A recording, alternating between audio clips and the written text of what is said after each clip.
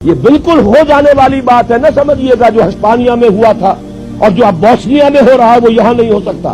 اس لیے کہ بھارت کے ہندو کا یہ ڈکلیئرڈ آبجیکٹو ہے کہ اس زمین کو پاک کرنا ہے، یہ نجس ہے، یہ ملچ ہے مسلمان،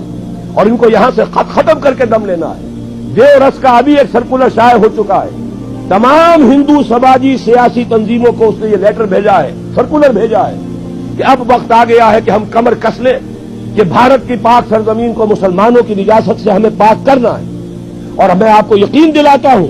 کچھ تھوڑا سا رد عمل پاکستان اور بنگلہ دیش میں تو ہوگا، باقی پوری مسلم ورلڈ میں کوئی رد عمل نہیں ہوگا۔ میں گارنٹی، آئی اسٹینڈ گارنٹی، کہیں سے کوئی رد عمل نہیں ہوگا، اس لیے کہ ایودھیا کی مسجد پہ انہوں نے دیکھ لیا،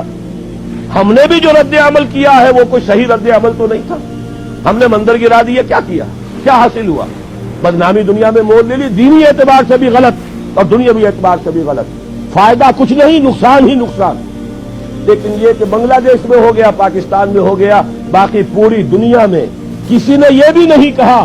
کہ یہ دوبارہ مسجد بن جانی چاہیے، ورنہ ہم اپنے تجارتی تعلقات ختم کر لیں۔ سفارتی تو بہت دور کی بات ہے،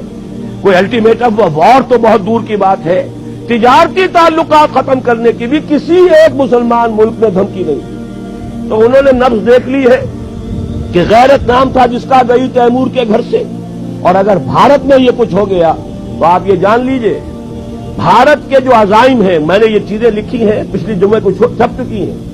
بھارت کے عزائم صرف بھارت تک نہیں ہیں، پراچین بھارت جس کے احیاء کا وہ خواب دیکھ رہے ہیں، اس میں افغانستان سے لے کر انڈونیشیا تک یہ تو ان کا ٹیریٹوریل کلیم ہے، جیسے گریٹر اسرائیل کا کلیم آپ کو معلوم ہے، اور جو گریٹر انڈیا ہے، مہابھارت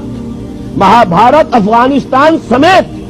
افغانستان سے شروع ہو کر اور انڈونیشیا یہ تو انڈیا اس کے نام کا جز ہے، اس اعتبار سے یہ تو ٹیریٹوریل ایسپیریشنز ہیں۔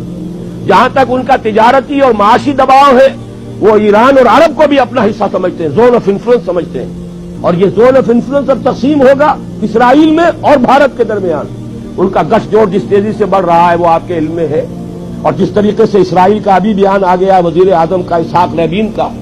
کہ یہ جو ہے کشمیر کا جہاد بھی ہو سکتا ہے کامیاب ہو جائے، وقت پر اب اپنی ہمت جو ہے اس کو پورے طریقے سے کمر ہمت کس لو، اور مسلم فنڈامنٹلزم کو ختم کرنے کے لیے ہم سب کو جو ہے we should join hands to finish up with دس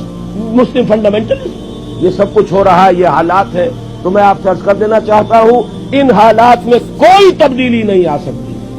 بات صحیح کہی ہے، اور یہی میرا موقف بھی رہا ہے۔